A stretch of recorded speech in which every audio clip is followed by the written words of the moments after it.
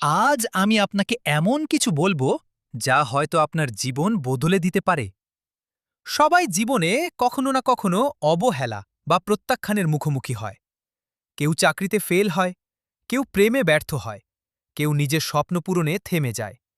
কিন্তু মনে রাখুন, অবহেলা শেষ নয়।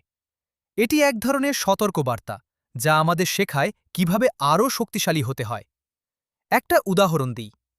ধরা যাক, একজন তরুণ চাকরির জন্য আবেদন করল, কয়েকবারই ফেল। শুরুর দিকে সে হতাশ, ভাবল, আমি কি পারব না? কিন্তু সে থামল না, শুধু নিজের দক্ষতা বাড়াতে সময় দিল, নতুন স্কিল শিখল, আরও ভালো প্রস্তুতি নিল। পরিশেষে সে সেই চাকরিটিই পেল যা তার জীবন বদলে দিল। আরেকটা উদাহরণ, বিখ্যাত উদ্যোক্তা জে.কে. রোলিং। হ্যারি পটার প্রথমে বহু প্রকাশক অবহেলা করেছিল। কেউ বিশ্বাস করছিল না, কেউ বইটি প্রকাশ করতে চায়নি, কিন্তু সে হাল ছাড়েনি।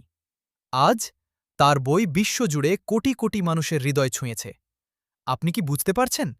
প্রত্যাখ্যান মানে শেষ নয়, বরং নতুন পথ খোলার শুরু। আমার ছোট পরামর্শ, যখন কেউ আপনাকে অবহেলা করে বা প্রত্যাখ্যান করে, প্রথমে মন খারাপ হবে, ঠিক আছে, কিন্তু এরপর নিজেকে জিজ্ঞেস করুন, আমি কি শিখতে পারি? কিভাবে আমি আরও শক্তিশালী হতে পারি? একটা ছোট গল্প আরও দিই। একজন ক্রীড়াবিদ জাতীয় দল চয়ন পরীক্ষায় ফেল করল। সে প্রথমে হতাশ, কিন্তু নিয়মিত অনুশীলন চালিয়ে গেল। পরবর্তী বছর সে দল পায় এবং নিজের জীবনের সেরা পারফরম্যান্স দেয়। দেখছেন, অবহেলা নয়, দৃঢ়তা ও অধ্যবসায়ই শেষ পর্যন্ত জয় দেয়। আজ থেকে মনে রাখুন, আপনি যতবারই ব্যর্থ হন বা কেউ আপনাকে অবহেলা করুক না কেন, আপনার গল্প এখানেই শেষ হয় না। প্রত্যেক অবহেলা আপনাকে আরও শক্তিশালী করে, আরও বুদ্ধিমান করে। আপনি যদি হাল না ছাড়েন, আপনি একদিন সেই বিজয় পাবেন যা আজ অবহেলা মনে হয়েছিল।